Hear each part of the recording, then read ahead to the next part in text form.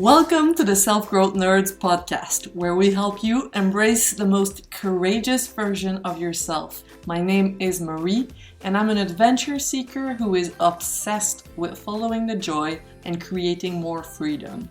If you're eager for deep conversations, big questions, and meaningful connection, join me on the quest to discovering how we can live a more magical and memorable life.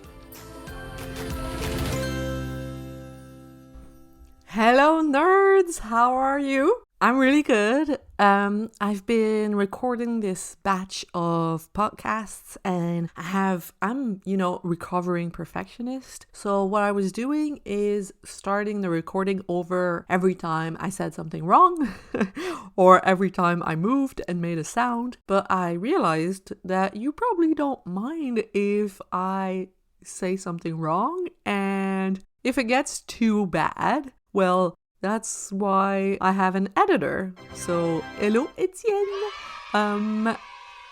I decided to just own my accent, own my tongue twisting, and go ahead and not stop the recording, whatever happens, because perfectionism slows us down. So, today I'm gonna talk about intentionally choosing beliefs that create the kind of life you want to lead. Okay? So, last summer, I went to hike the toughest section of the International Appalachian Trail. It's in Quebec.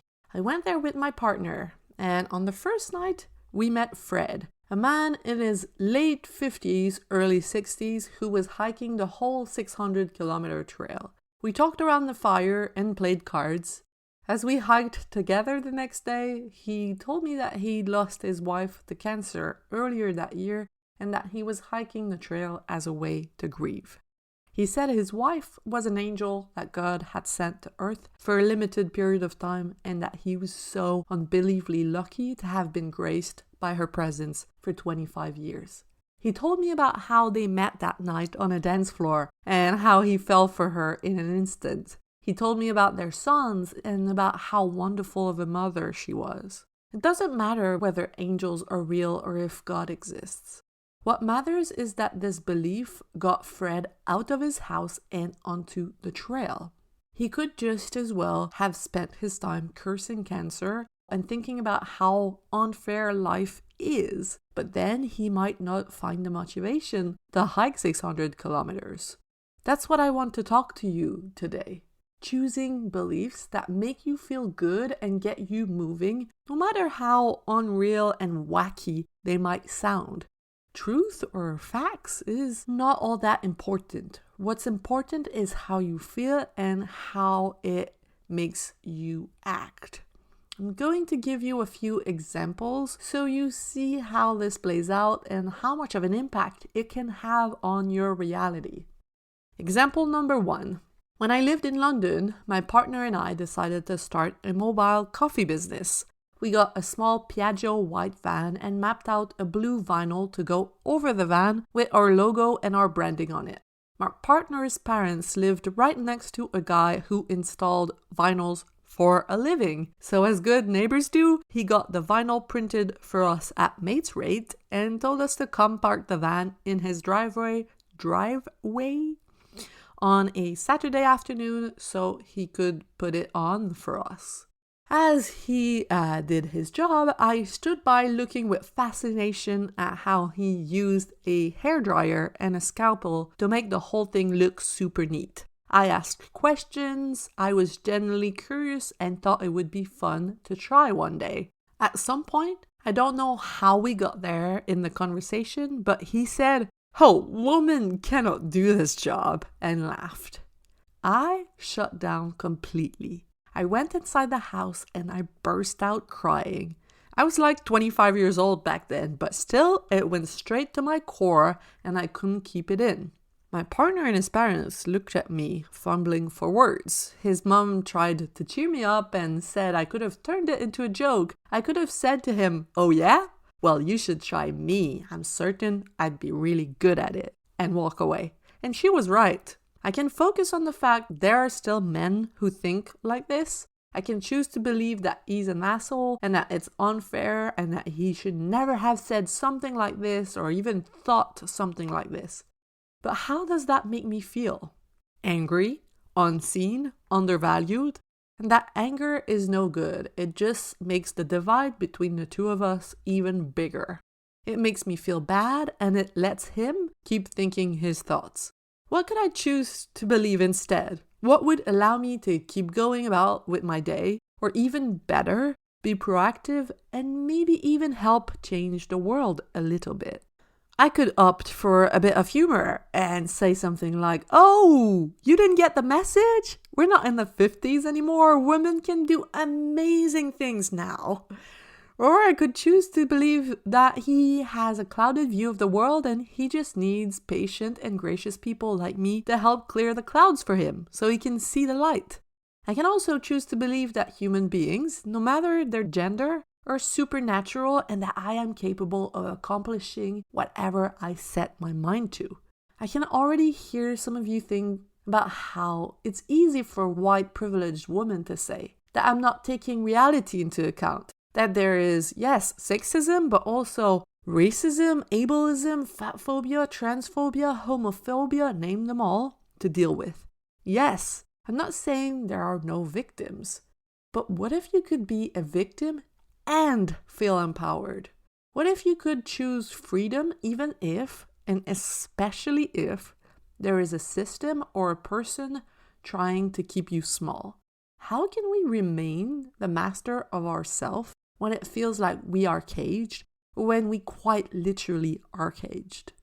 Viktor Frankl, I don't know if you've ever heard of him, he wrote the book Man's Search for Meaning, in which he talks about his time in a concentration camp and how he realized that as long as he had control over his mind, he could be free and he could create a better reality for himself. Those around him who surrendered to the awful circumstances would lose their sense of meaning and eventually die. Freedom starts from within.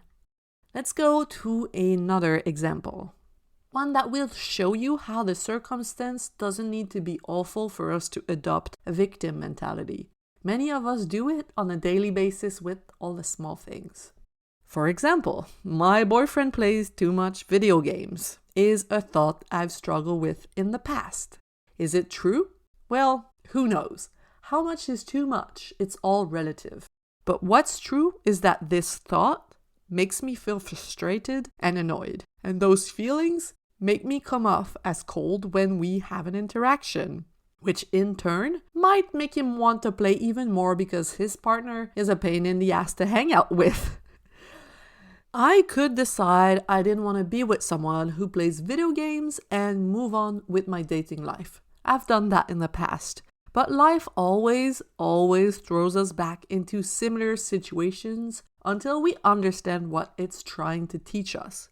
So instead of leaving or waiting impatiently for him to become the perfect boyfriend I had imagined, I decided to let him be and put my focus elsewhere. And the result is mind-blowing. I'm going to tell you about the process, but I need to mention that I could never ever have achieved this without the help of Cara Lowenthal from the Unfuck Your Brain podcast. I know I've told you about her before, but she's helped me so much. She said something along the lines of, if you wait for others to do something or to stop doing something in order for you to feel better, you're going to spend your whole life waiting. So here's how it goes. I'm sitting on the sofa watching Ollie playing video games and getting more and more irritated. I know you do this too. The question I need to ask myself in this moment is, how do I want to feel? Well, let's see. I want to feel like he's doing something productive. That's not a feeling, that's a thought. How will it make you feel if he's doing something quote-unquote productive? Well, I will feel at peace. Okay, so you want to feel at peace. That's possible. Now, how can you take the responsibility back in your own hands? How can you make yourself feel at peace? Well, I can walk into another room and do something fun. Or I can go for a walk. Now, it's easy to go on that walk and spend the whole time thinking about how much better it would be if he just did his homework or washed the dishes instead. You don't feel more at peace, though. You have the right to remain angry, you do. But if you want to stay pissed, go ahead and stay pissed. But is it creating the reality you wish to create? Or is it just making you feel bad while the other person keeps on doing their thing? Take back the responsibility. Keep asking, how can I feel at peace? Until you find a way. Listen to what comes up inside of you. For me, it was deciding to trust my partner. Trust that he's on his own journey of discovery. Trust that he is smart and that he has everything inside of him to figure it out. I don't hold the truth about how life needs to be lived. And you know what happened when I started shifting my perspective? I started enjoying all the moments we spent together. I started noticing all the things he does for us in the house, how generous he is, how creative. We started laughing together more. I also started noticing how he lets me be whoever I want to be. And I'm far from perfect. I work way too much. And it doesn't mean he doesn't bring it up. He does sometimes bring it up, but always in a compassionate way where he shares his observations and doesn't ask me to change so he can feel better.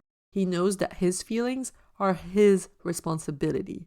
For this to be possible, however, it helps to be in a healthy environment. If you are in a relationship where you're put down, manipulated, where you're made to doubt yourself all the time, or where there is violence, please seek help. No matter how much we care for a plant, it needs to be in a proper environment to grow. One last example. I'm 31 and I'm lucky to be in a very loving relationship. Some of my friends, though, are single, and I've heard that it's harder to date at our age. Online dating sucks, and it's even worse in a pandemic, I've been told. All of this is true. Statistically, dating in our 30s is harder because more people are in relationships and there are less choices on the market. But how does this belief make you feel? Let me take a guess. Desperate? Cynical? Jaded? And you think, well, I'm just being realistic. Yes, fine, you are being realistic. But what kind of reality has being realistic created for you so far? Instead of being realistic, what could you be? Who do you need to be in order to create the reality that you desire? I'm going to say this again for all of you. Who do you need to be or to believe in order to create the reality that you desire? Do you need to be hopeful, to be optimistic? Do you need to tell yourself that if you, an interesting and caring human being, is out there looking for a partner, then the chances are that there are other interesting and caring human beings also looking for someone? Don't you think such a belief would mean that you would be more likely to come up with ideas or to put yourself out there or to keep an eye out for opportunities? You don't have to find a partner if you don't want to. I don't care whether you're single or polyamorous or whatever. What I care about is that you are satisfied about the reality that you live in, and that if you're not, you don't sit around with your unhelpful cynicism, judgments, and justifications, and that you take back the responsibility. You are beautiful, and all I want is for you to feel good and believe you are worthy of so much more. As you know, my mom and dad had a business, and with business comes problems. But my dad always had the mindset of calling them challenges. It's a challenge, he said. It seems like a minor difference, but I think that when we see something as a challenge, it opens up the possibilities. We ask, how can I overcome this challenge? We are fierce and empowered and looking for the best way to solve it. Life is just one challenge after the other. And sometimes we're tired. I get it. Sometimes we just want to moan and be listened to and be hugged, and we don't want to be looking for solutions. And that's okay. Resting is a revolution. If you see yourself falling in the abyss of there is no way to make it work, I'm a victim and the world is against me, take yourself back to the neutral zone. Rest. Imagine a cat licking the inside of your head or something, licking it until it's clear from all bothering thoughts. Gather the strength necessary to brainstorm for a thought or a belief that would feel better. This episode is about your insane power of creation. It's a reminder that you have a choice. No matter how small it sometimes feels, you can choose how you think, see, hear, and speak. Do not give away the responsibility of your feelings to other people. Do not get trapped thinking, I will be at peace once he admits women are just as good as men, or I will be calmer once my boyfriend stops playing video games. Take back the responsibility in your own hands, my friends. If you don't like the path that you're on, you do not have to keep going. You have the power, and you have my permission to start crafting your own path. And since we're in the outdoor recreation metaphors, here's another one to end with. Instead of letting yourself float down someone else's river, please start steering your canoe down your own damn river. All right? If you want help with this, I can help you. Join us on the Self-Growth Nerds Facebook group where I give a workshop every Friday and other kinds of tools to help you create the life you've been dreaming of. And please go and give us 5 stars on the Apple Podcast app because this helps people find the podcast. And, well, I think we all deserve to create a life that makes us proud and that makes us feel good. So please share and please give us a review. And I hope you have a beautiful week. Bye-bye.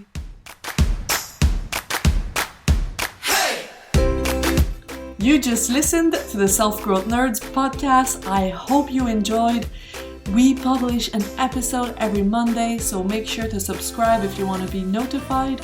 I want to thank my friend Etienne Galano for editing this, and I want to thank you, kind-hearted souls, for doing the inner work necessary to grow into your truest self and make the world a better, more beautiful place. My name is Marie, and I will talk to you next week.